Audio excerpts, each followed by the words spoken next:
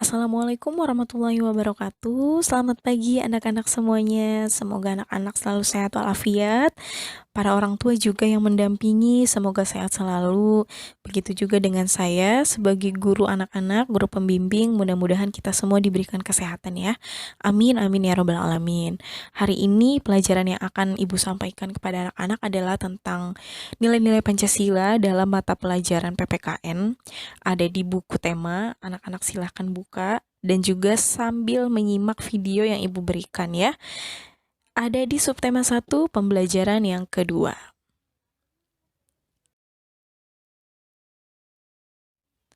Sebelum kita masuk ke materi atau sebelum Ibu menjelaskan materinya, kita akan berdoa terlebih dahulu ya agar diberi kelancaran pada hari ini dalam hal pembelajarannya. Oke. Berdoa masing-masing di rumah, sikap berdoa yang baik, berdoa dimulai. Berdoa selesai. Oke, silakan simak video ini tentang Pancasila. Sebelumnya kita membahas tentang lahirnya Pancasila ya, proses lahirnya Pancasila. Anak-anak juga sudah membuat mind mapping, sudah membuat rangkuman tentang lahirnya Pancasila. Semoga masih ingat ya sampai sekarang. Ya.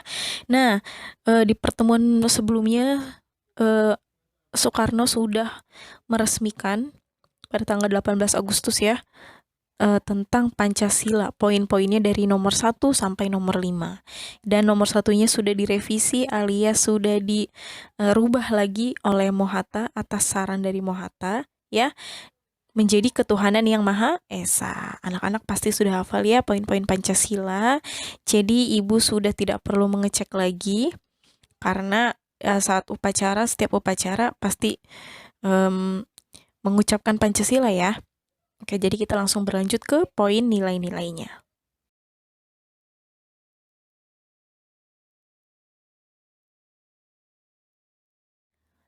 Nilai-nilai Pancasila, nilai yang pertama yaitu ketuhanan yang Maha Esa. Apa maksudnya? Maksudnya itu berarti tentang kepercayaan kita terhadap Tuhan. Ya, itu yang dimaksud dengan ketuhanan yang Maha Esa. Kalau dalam Islam artinya tauhid, yaitu mengesahkan Allah, menjadikan Allah sebagai satu-satunya Tuhan yang kita sembah. Itu makna dari ketuhanan yang Maha Esa. Bagaimana nilai-nilainya? Contoh nilai sila pertama ini dalam kehidupan sehari-hari. Yang pertama, percaya adanya Tuhan. Kita semua udah percaya ya adanya Tuhan ya. Terus yang kedua, punya agama. Setelah percaya adanya Tuhan, kita memiliki agama yang kita anut atau yang kita lakukan. Apa agama yang kita punya? Islam. Alhamdulillah semua siswa Ibu di sini 18 anak Islam semua ya. Kemudian yang ketiga, saat kita sudah memiliki agama, berarti kita sudah tahu dan sudah bisa menjalankan ibadah sesuai dengan agamanya. Yang keempat, meningkatkan rasa toleransi. Toleransi itu berarti rasa saling menghormati dan juga menghargai terhadap perbedaan. Karena di Indonesia tidak hanya Islam, walaupun kebanyakan Islam, tapi ada juga agama-agama lain yang hidup di Indonesia. Makanya kita bukan dianjurkan ya, tapi wajib memiliki rasa toleransi. Kalau nggak ada rasa toleransi, akan timbul perpecahan. Yang terakhir, menjaga keamanan dan ketertiban beragama. Nah, ini gambarnya sudah mencerminkan ya. Ada banyak orang di sini dengan berbagai latar belakang agama yang berbeda dan juga ada tempat ibadahnya di belakang.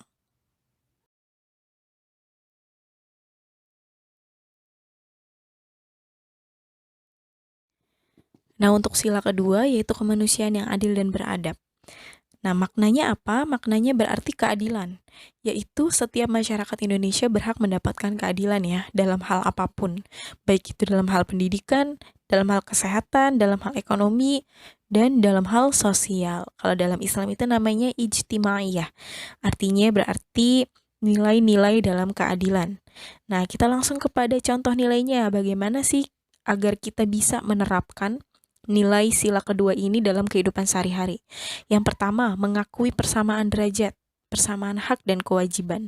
Anak-anak sudah belajar ya di kelas sebelumnya tentang hak dan juga kewajiban seorang manusia.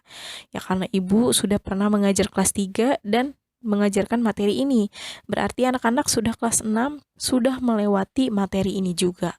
Silakan diingat lagi apa itu hak dan kewajiban, apa itu bedanya hak dan kewajiban. Kemudian yang kedua, berani membela kebenaran dan keadilan. Anak-anak boleh terapkan ini di lingkungan sekolah, boleh juga di lingkungan keluarga atau di lingkungan masyarakat yang lebih besar lagi. Ya. Nah, contohnya apa? Kalau misalnya di sekolah, misalnya ada satu anak yang mendapat nilai bagus, ada satu anak yang memiliki nilai jelek, tapi yang mendapatkan nilai jelek ini tidak boleh berteman, misalnya tidak ditemani oleh teman-teman yang lain karena nilainya jelek. Itu berarti namanya bullying atau diskriminasi, ya. Nah, itu kan berarti teman kamu yang mendapat nilai jelek mendapat perilaku yang tidak adil. Nah, itu kesempatan kalian untuk menerapkan atau mengamalkan nilai Pancasila yang kedua ini. Berani membela kebenaran dan keadilan dengan cara rangkul temannya yang mendapat nilai jelek. Ya, berteman dengannya, dan kalau bisa kita bantu untuk anak itu agar mendapat nilai yang lebih baik lagi atau belajar bersama. Dan juga masih banyak contoh-contoh yang lain ya. Yang ketiga, tidak membeda-bedakan, dan yang keempat, tidak pilih kasih dalam bergaul. Nomor 3 dan 4 itu hampir sama. Yang intinya kalau kita ingin berteman atau bergaul dengan siapapun, jangan memandang atau jangan membeda-bedakan agama, suku, kemudian status sosial, warna kulit, dan lain-lain. Ya, kalau misalnya anak-anak mau bertemannya dengan si A aja karena dia membawa pengaruh yang baik untuk kamu, itu boleh. Tetapi jangan juga tidak bertegur sapa dengan teman lain yang tidak kamu pilih. Misalnya, ada si A dan juga si B.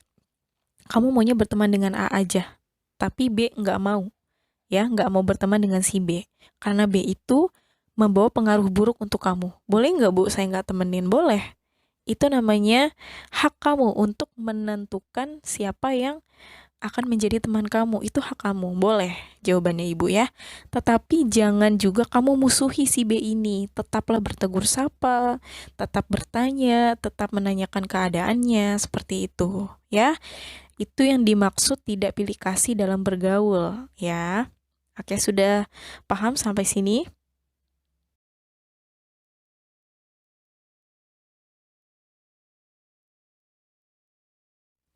Kemudian yang ketiga, Persatuan Indonesia. Persatuan Indonesia maknanya berarti suku, agama, dan budaya harus dihormati.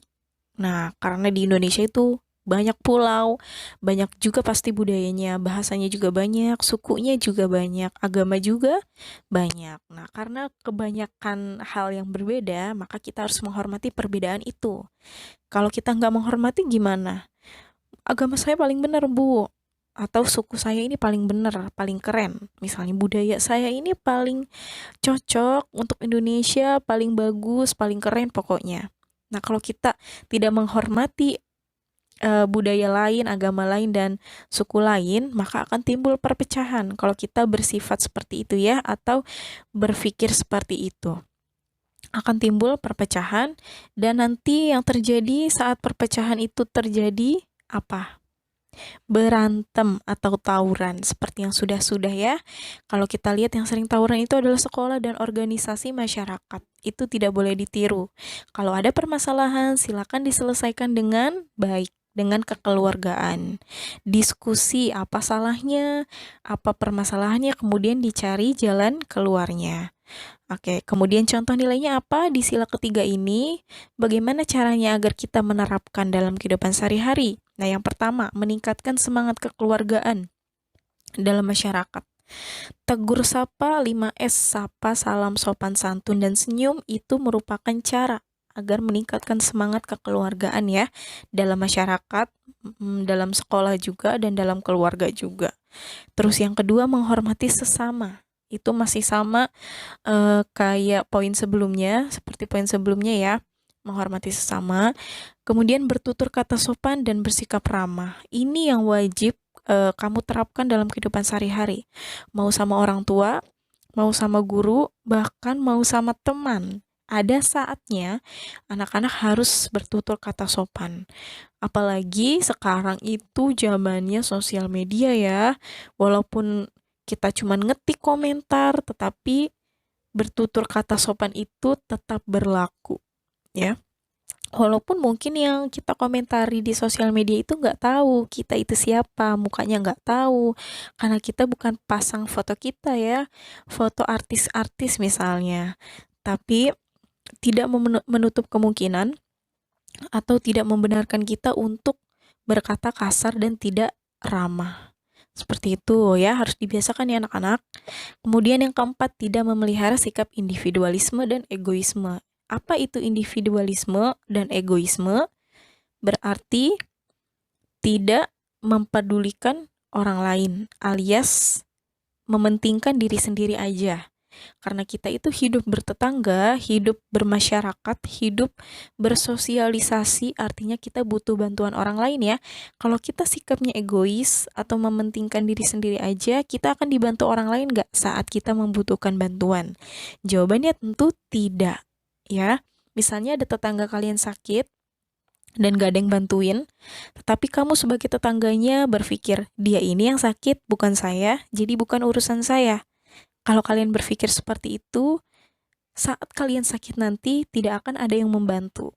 Nah, jadi bersikaplah peduli kepada sesama, dimulai dari hal kecil, tidak harus memberikan bantuan segala macam. Kalau misalnya kalian mau memberi bantuan itu bagus, tetapi dimulai dari hal kecil, seperti bertegur sapa. Bagaimana kamu kabarnya hari ini? Gitu, sakitnya udah sembuh atau belum? Atau didoakan, semoga cepat sembuh ya, biar kita bisa main lagi, biar kita bisa teleponan lagi dan chatan lagi. Misalnya seperti itu. Itu berarti menunjukkan kalian memiliki rasa peduli dan tidak memiliki rasa egoisme.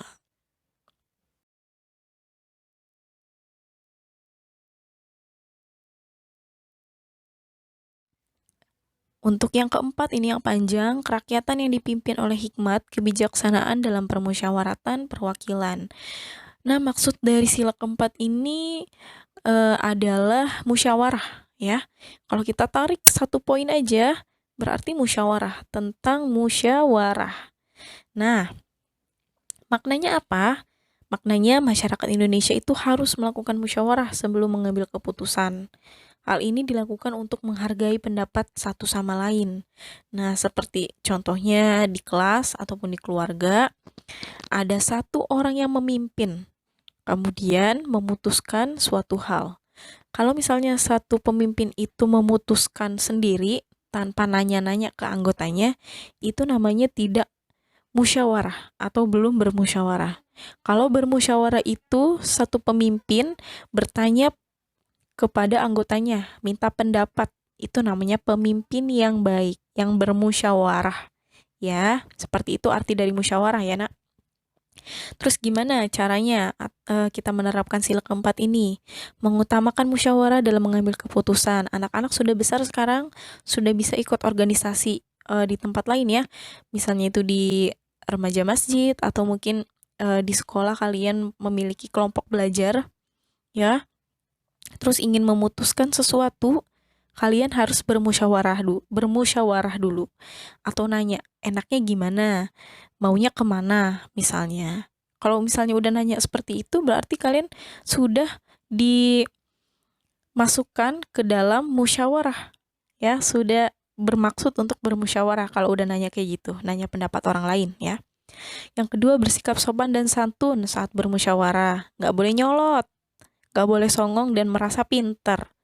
Ya, kalau misalnya nanya atau ingin bersikap sesuatu yang sopan, ramah, dan juga santun. Seperti itu ya, tidak dalam bermusyawarah aja, tapi di berbagai kegiatan yang lain. Terus yang nomor 3, menjadi seorang pemimpin yang adil dan bijaksana. Misalnya kalian bukan anggota, kalian justru adalah pemimpin dari kelompok tersebut. Ya, misalnya ketua kelas, atau kalian dalam kelompok belajar adalah ketuanya, kalian harus menjadi pemimpin yang adil, alias bertanya ke setiap anggota pendapatnya seperti apa. Kalau kalian gak setuju atas pendapat anggotanya, kalian tetap hargai. ya, dengan bertutur kata yang sopan kalau misalnya kamu tidak setuju dan memiliki lebih baik pendapatnya. Kemudian yang keempat, menyampaikan pendapat dengan baik. Masih sama ya, seperti di poin 2, bersikap sopan dan santun saat bermusyawarah. Oke, sampai sini paham ya?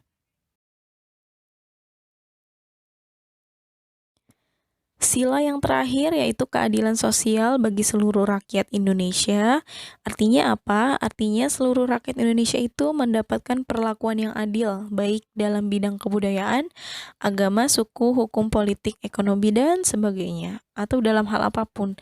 Masih sama, mirip-mirip dikit dengan poin kedua, sila kedua ya, kemanusiaan yang adil dan beradab. Nah, kita lihat langsung ke contoh nilainya. Bagaimana caranya kita menerapkan sila ini dalam kehidupan kita sehari-hari? Yang pertama, tidak merusak fasilitas umum. Karena fasilitas umum itu dipakai semua orang.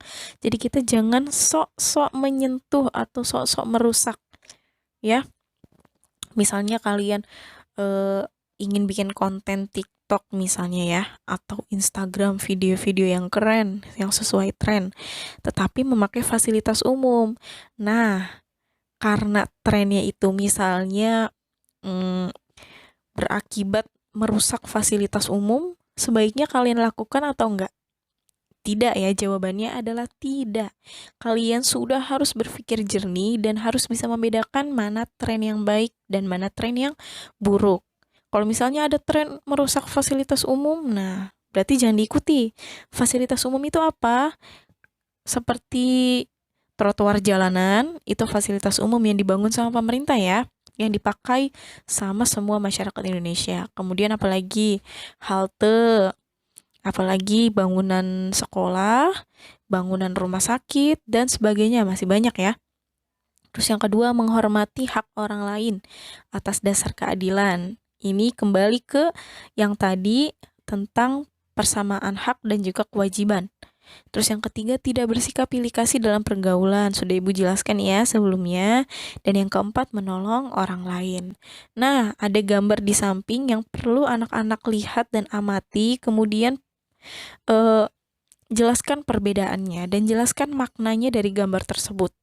Gambar ini mencerminkan sila kelima, keadilan sosial bagi seluruh rakyat Indonesia. Ada bacaannya tuh, kesamaan dan keadilan. Ya, kesamaan dan keadilan merupakan suatu hal yang berbeda. Nah, kira-kira apa bedanya? Kalau menurut gambar ini, silakan dijelaskan di forum diskusi WhatsApp nanti setelah anak-anak menonton video ini ya. Kita akan tanya jawab di sana. Untuk tugas PPKN, nilai-nilai Pancasila tidak ada hari ini. Anak-anak hanya simak video, kemudian tulis kata-kata yang penting, terus rangkum di buku paketnya, digarisin. Nah, itu bukan tugas ya sebetulnya, tapi yang harus kamu lakukan setiap ibu menjelaskan. Jadi jangan pakai disuruh. Kalau ibu menjelaskan, langsung bawa buku tulis atau buku tema, kemudian garisin yang penting. Kalau punya stabilo boleh pakai stabilo. Nah, itu adalah hal yang harus kamu biasakan dari sekarang, karena nanti pada tingkat SMP, SMA, dan kuliah akan seperti ini juga. Apalagi kalau misalnya gurunya ngomong kecepatan, tapi terus nggak ada di buku informasinya. Nah, itu sangat diperlukan ya, rangkuman-rangkuman seperti itu. Jadi setelah kalian menonton video YouTube ini, kalian boleh mengerjakan tugas-tugas di mata pelajaran yang lain ya. Oke, jadi sekian dulu materi dari Ibu hari ini. Terima kasih anak-anak semua yang sudah mengikuti kegiatan pembelajaran jarak jauh hari ini. Kurang lebihnya Ibu mohon maaf jika ada kata-kata yang salah. Wassalamualaikum warahmatullahi wabarakatuh.